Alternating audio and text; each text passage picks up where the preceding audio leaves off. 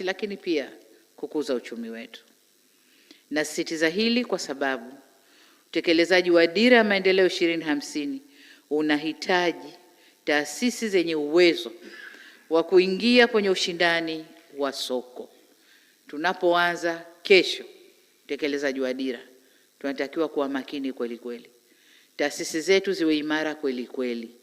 Kwa hiyo kwa wale bado wanaosuasua au waliona mchechu wenye kichefuchefu, na mchechu wa very right ulikuwa sawa, kuna kichefuchefu na chechefu. Chechefu yenye kuchechemea, kichefuchefu ile yenye kuudhi hapa inaleta tafrani hapa. Kwa hiyo alikuwa sawa sawa. Kuna mikopo inayoleta tafrani, tunahisi ukisikia mikopo unahisi sijui ufanye nini. Kwa hiyo wale wenye taasisi bado zenye kichefuchefu tuzitafutie dawa zitulie ili tuende nazo pamoja.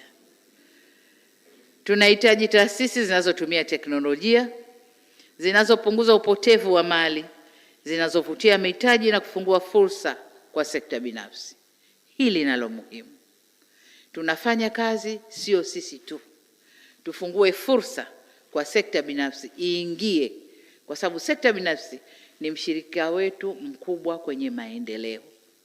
Kwa unafika pahali mmefanya maendeleo, mnaona labda huku mbele mtaji ni mkubwa unaotakiwa, ita sekta binafsi, ingia nayo ubia, nendeni kwa pamoja.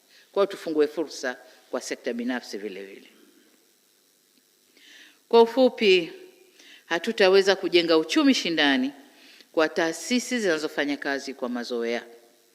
Tunahitaji taasisi zinazopimwa kwa matokeo badala ya takwimu.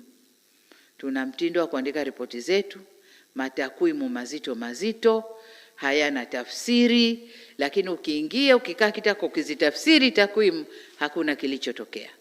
Au kama kipo hakina impact kubwa kwenye uchumi au hata kwenye maendeleo ya taasisi. Kwa sasa tutoke kwenye takwimu tuende kwenye reality.